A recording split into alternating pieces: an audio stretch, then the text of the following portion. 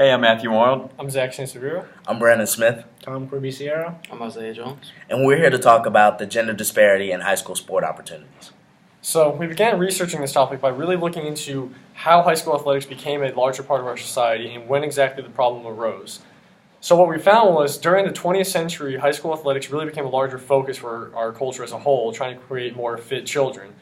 And the problem came about when high school athletics were only being provided to males rather than females. During the 1971 to 1972 school year, there were roughly 3 million fewer female athletics participants in high school than there were males.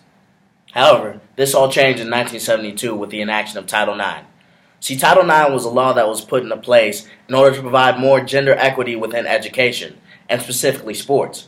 So with the enactment of Title IX, we saw that more females were getting opportunities to play sports, and with that, more females were beginning to participate in sports.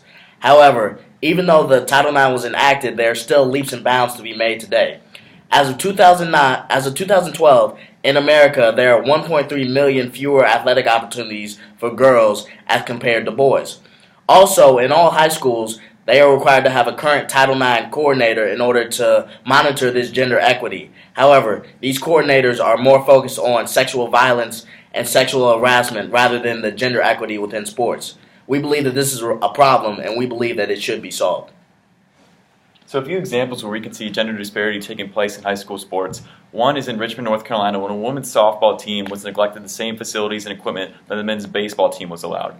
The women had to play in unlit fields, and the men had proper lighting facilities. The men also had better access to radio advertisements than the women's team did. And following a Title IX complaint, the district started equaling out these opportunities and making the women's softball team have more benefits than the men's baseball team.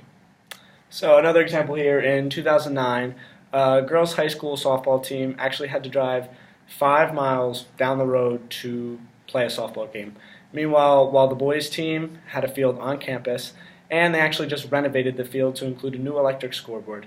And this just shows that the school had plenty of funds to spend on a new electric scoreboard, but couldn't field a women's softball team on campus. And that lack of gender equity cannot be tolerated. Another example where we can see gender disparity taking place in high school sports took place in 2009 with the Florida High School Athletics Association, where they started making cuts on scheduled games statewide, and a lot of those, unfortunately, were targeted to women's sports. They completely neglected the opportunity of cutting football, but they more were focused on women's sports, and that angered a lot of the women's organizations around the state. And they had the court ruling to reverse that, and unfortunately that didn't really have a big effect, and individual schools still continue to neglect women's sports statewide. So these first 3 examples that we listed here are actually examples of lack of gender equity in high school sports. And that goes right along with our chart here. And it states from 2000 to 2010, the gender disparity has actually increased. Females going from 32% to 41%, but males going from 43% to 53%. So that is a 12% disparity between women's and men's sports. And this 4th example actually shows that there has been progress being made for gender equity in high school sports. So in 2010, the National Women's Law Center actually filed a complaint for lack of opportunities for women's sports in Deer Valley School District in Arizona. And because of this complaint, the women's team actually added a badminton team, and all the schools fielded full teams.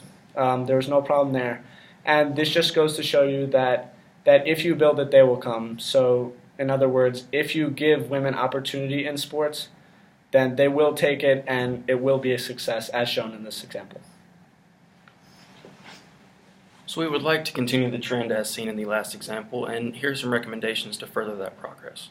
The Office of Civil Rights should enforce its Title IX in secondary schools in order to promote equal opportunity for women. That way they can reap the benefits of playing sports. A policy should be established for high schools that requires them to equally fund non-revenue sports for men and women.